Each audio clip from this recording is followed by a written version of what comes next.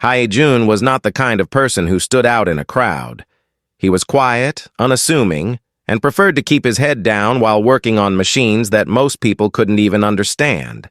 His life was simple, predictable even. Every day, he woke up at the same time, ate the same food from the station's small cafeteria, and spent hours fixing broken equipment aboard the isolated space station called Orbit 7. The station wasn't much, just a few blinking lights, metal walls, and corridors that seemed endless. But it was home. The work suited him. Machines didn't ask questions or expect answers they couldn't handle. They were straightforward. Something broke, you fixed it. And then it worked again. It gave Hae-jun a sense of control over his world, something he had craved ever since leaving Earth behind years ago. But deep inside, there was always a part of him that wondered if this was all there was to life. One evening, as Hae-jun sat hunched over a malfunctioning energy converter, the station's communication panel buzzed softly. At first, he ignored it. Such alerts were common, usually automated messages from nearby ships or routine updates from Central Command. But when the buzzing grew louder and more insistent, curiosity got the better of him. Sighing, he wiped his greasy hands on a rag and walked over to the console. What appeared on the screen took him by surprise. Instead of the usual text-based message, a holographic projection flickered to life. A woman's face materialized before him, sharp yet elegant, framed by long, dark hair that shimmered faintly as though touched by starlight. Her eyes sparkled with intelligence and mischief, and her lips curved into a playful smile. She introduced herself as Princess So-young of the Galactic Empire. "Greetings, mechanic," she said, her voice smooth and melodic, carrying just a hint of authority. "I have heard tales of your skill. I require someone like you for a task only you can accomplish." Hae-jun blinked, unsure whether to laugh or feel insulted. This had to be some sort of prank. Why would a princess, a real one, contact someone like him? He glanced around the dimly lit room, half expecting one of his co-workers to jump out and yell, "Gotcha!" But no one did. The hologram remained steady, its expression unwavering. Before he could respond, the princess continued, "Do not mistake my request for flattery. My ship carries technology far beyond what you are used to repairing. If you succeed, you will be rewarded handsomely. I fail and—" She paused dramatically, letting the threat hang in the air. "You may find yourself wishing you hadn't accepted." Hae-jun frowned. There was something odd about this entire situation. For one, how did she know about him? He wasn't exactly famous, nor did he advertise his services outside the station. And why would a princess bother contacting him personally instead of sending a subordinate? Still, there was something intriguing about the challenge she presented. Perhaps it was the way her eyes gleamed with confidence, or maybe it was the subtle challenge in her tone. Whatever it was, it stirred something within him. After a moment of hesitation, he leaned closer to the console. "Why me?" he asked bluntly. The princess tilted her head slightly, as though amused by his directness. "Because," she replied, "you are different. You see things others do not. And because—" She trailed off, her smile widening. "I enjoy testing those who think themselves ordinary."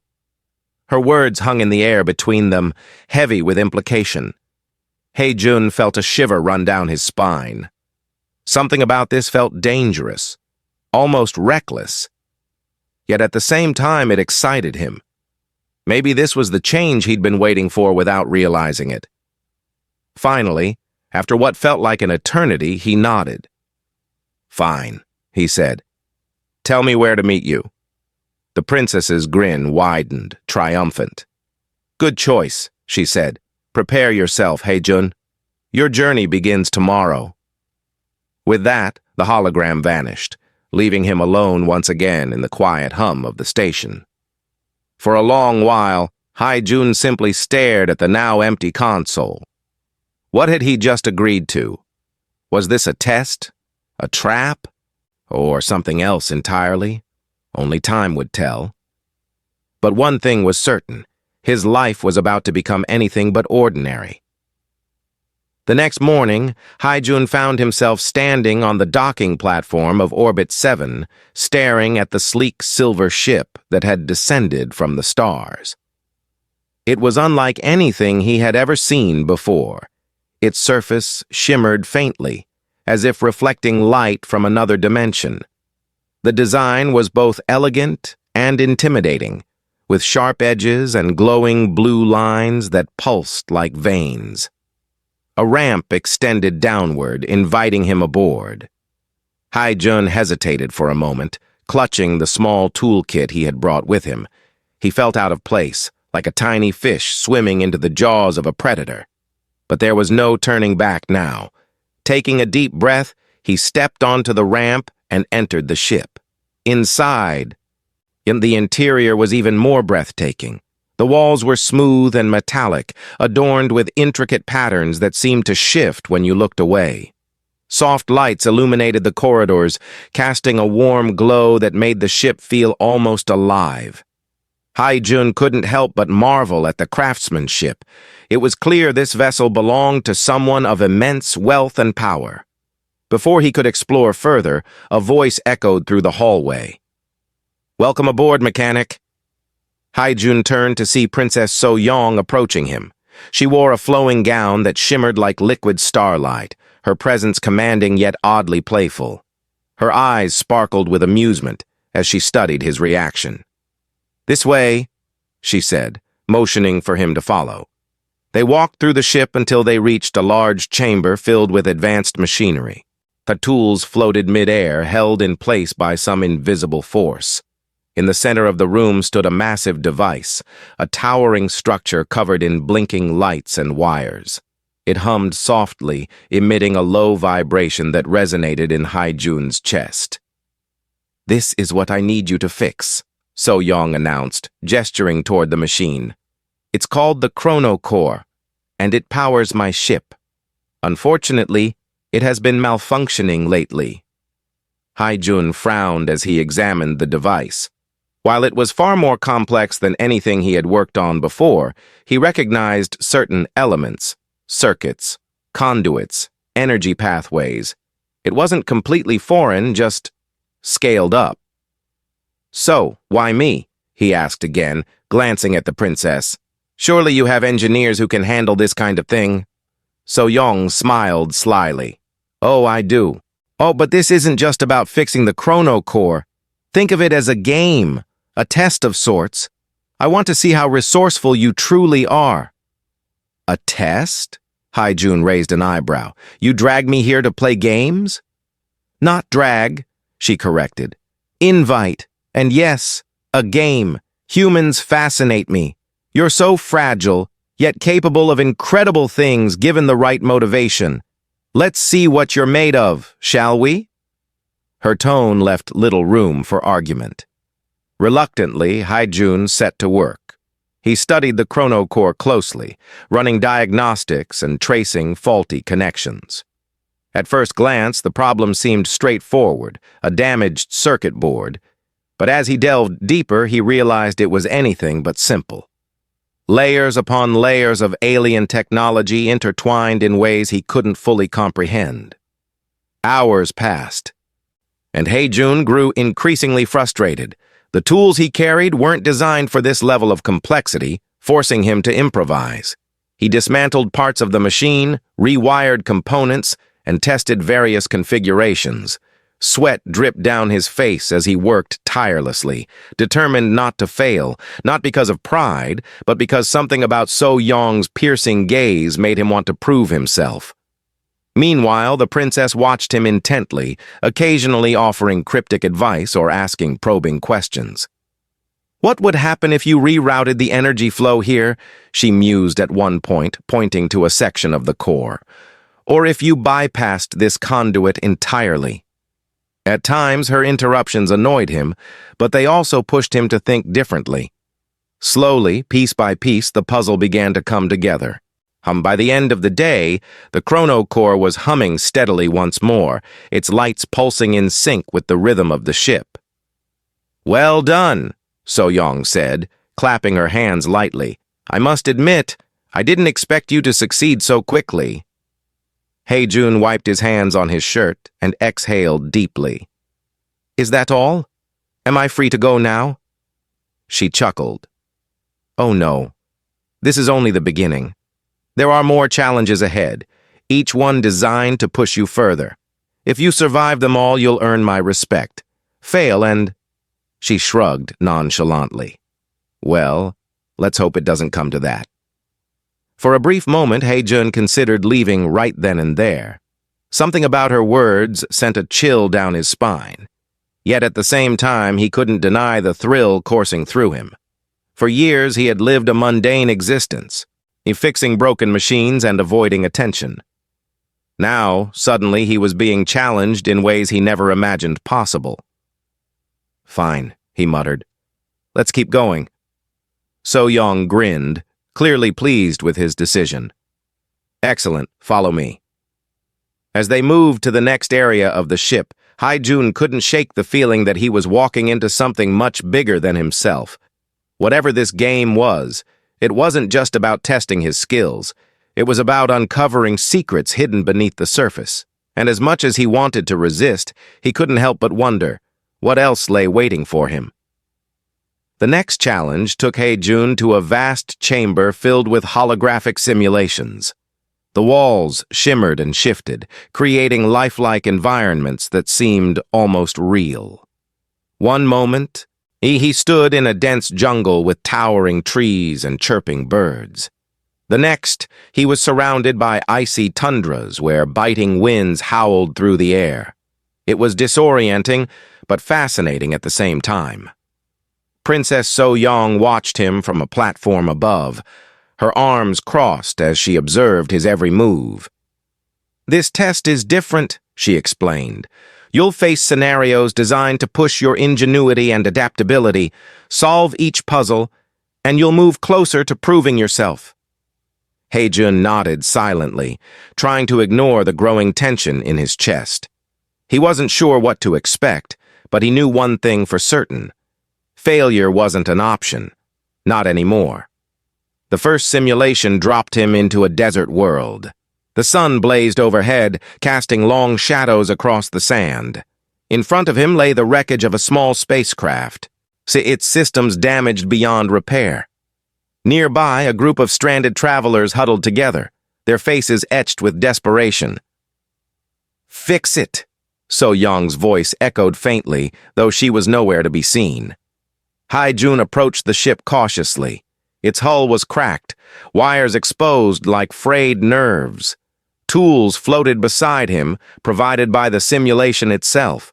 He examined the damage carefully, piecing together what needed to be done. This wasn't just about fixing the ship. It was about survival. He worked quickly, improvising solutions with limited resources. Using spare parts scattered around the wreckage, he patched up the engine and rerouted power to critical systems. Sweat dripped down his face as the heat intensified, but he refused to give up. Finally, after what felt like hours, the ship roared back to life, its engines humming steadily. "Well done," So-young's voice said again, this time tinged with approval. Before Hae-jun could catch his breath, the environment shifted once more. Now he found himself in a sprawling underwater city. Strange aquatic creatures swam past him, their bioluminescent bodies lighting up the dark waters. Ahead, a massive generator had malfunctioned, plunging the city into darkness. Without power, the domes protecting the inhabitants would collapse, flooding the entire settlement. Hae-jun dove toward the generator, his movements awkward, yet determined. Water resistance made everything harder, but he adapted quickly, using tools that appeared around him to repair the machine. As he worked, he noticed something unusual. This wasn't just a random breakdown. Someone had tampered with the system, deliberately causing the failure. Who would do such a thing, and why? He pushed the questions aside, focusing on the task at hand. After stabilizing the generator, light returned to the city, and the citizens cheered silently behind their glass barriers. Once again, So-young's voice echoed. Impressive. You're learning fast. Each new simulation brought fresh challenges, testing not only his technical skills but also his ability to think creatively under pressure. From repairing ancient alien artifacts buried beneath volcanic ash to reprogramming rogue drones threatening a bustling metropolis, Hae-jun faced trials that stretched his limits further than he thought possible. Yet despite the complexity of the tasks, he couldn't shake the feeling that these tests weren't entirely random. There was a pattern to them, a purpose. Each scenario forced him to rely on instincts he didn't know he had, revealing strengths he'd kept hidden even from himself. As the days passed, So-young grew quieter, her playful demeanor replaced by a thoughtful intensity. She no longer interrupted or offered hints, instead watching him with sharp, calculating eyes. Occasionally, she muttered to herself, though Hae-jun couldn't hear what she said. One evening, after completing yet another grueling simulation, Hae-jun finally confronted her. "Why are you doing this?" he asked bluntly. "What's the point of all these tests?" So-young hesitated, her gaze softening slightly. "I told you before, it's a game. But perhaps I underestimated you. You've proven yourself capable of handling situations most people wouldn't survive." "That doesn't answer my question," Hae-jun pressed. "Why me? Why go through all this trouble?" For a moment she looked away, as if weighing her words carefully. Then she turned back to him, her expression unreadable. "Because I wanted to see if you were who they say you are." Who says I am?" She smiled faintly. "Stories travel far in the galaxy, mechanic. Tales of a man who once saved an entire planet from destruction, not through brute force, but through sheer brilliance and determination. A man who vanished without a trace afterward, leaving behind only whispers of his name." Hae-jun froze, his heart pounding. How did she know? He had buried that part of his life so deeply, refusing to let anyone uncover the truth. Yet here she was, speaking of it as though it were common knowledge. "I don't know what you're talking about," he said stiffly, turning away. "Oh, come now," So-young teased, stepping closer. "Don't insult my intelligence. I've done my research. You're not just some ordinary mechanic, Hae-jun. You're a legend waiting to be rediscovered."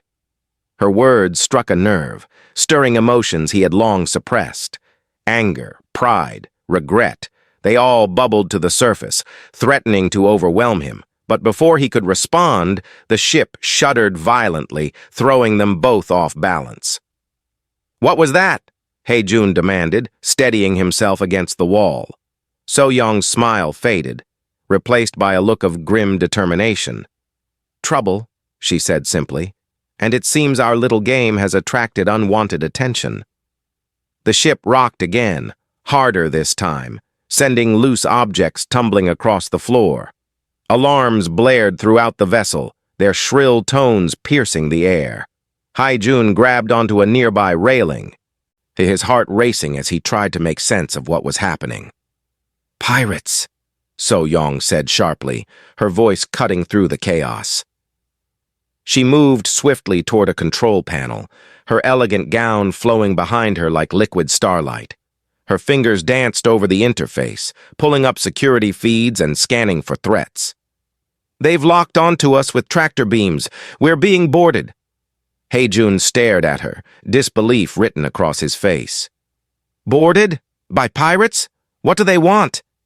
She shot him a glance that was equal parts amusement and exasperation.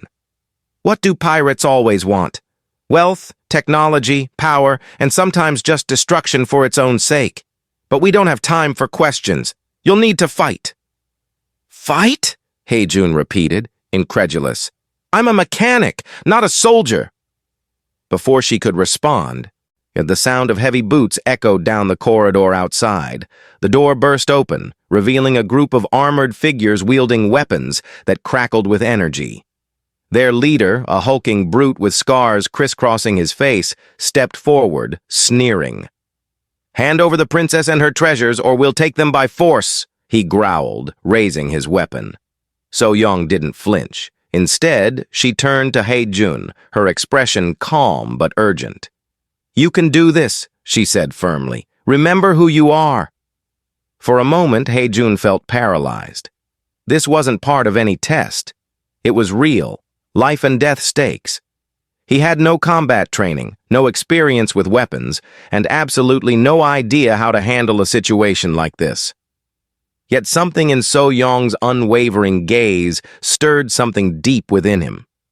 Memories flashed in his mind, memories of battles fought long ago, skills honed through necessity rather than choice. Taking a deep breath, Hae-jun reached for a fallen tool lying nearby. It wasn't much, a simple wrench, but it would have to do. As the pirates advanced, he ducked behind a console, using the ship's layout to his advantage. His movements were quick and precise, years of working in tight spaces paying off as he maneuvered around obstacles. When the first pirate lunged at him, Hae-jun swung the wrench with surprising strength, striking the man's weapon arm and causing him to drop his gun. Before the pirate could recover, Hae-jun delivered a swift kick to his knee, sending him crashing to the ground. The others hesitated, clearly unprepared for such resistance from someone they assumed was harmless. Seizing the opportunity, Hae-jun grabbed the fallen weapon and fired blindly into the ceiling. Sparks rained down, creating confusion among the attackers. "Get to cover!" he shouted to So-young, who obeyed without hesitation, slipping behind another console. The battle escalated quickly. Energy blasts ricocheted off walls, leaving scorch marks everywhere.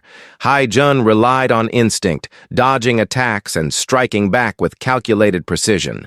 At one point, he used an exposed wire to create a makeshift taser, shocking two pirates simultaneously and giving himself enough time to regroup. Throughout it all, So-young watched in stunned silence. This wasn't the same quiet mechanic she had invited aboard her ship days ago. This was someone else entirely, a warrior operating with a clarity and efficiency that bordered on supernatural. As the last pirate fell, panting and defeated, Hae-jun stood amidst the wreckage, his chest heaving with exertion. Smoke filled the air, and the hum of the ship's systems seemed louder now, almost deafening in contrast to the sudden stillness. "Well," So-young said finally, stepping out from her hiding place. Her tone was light, but there was no mistaking the awe in her eyes. "That was unexpected." Hae-jun didn't respond immediately. He leaned against a wall, trying to steady his breathing. Part of him wanted to deny what had just happened, to pretend it was some kind of fluke. But another part knew better. These instincts, these reflexes, they weren't new. They were old, buried under layers of self-imposed anonymity. "You know," So-young continued, walking closer to him, "you really shouldn't hide who you are. Legends aren't meant to stay hidden forever."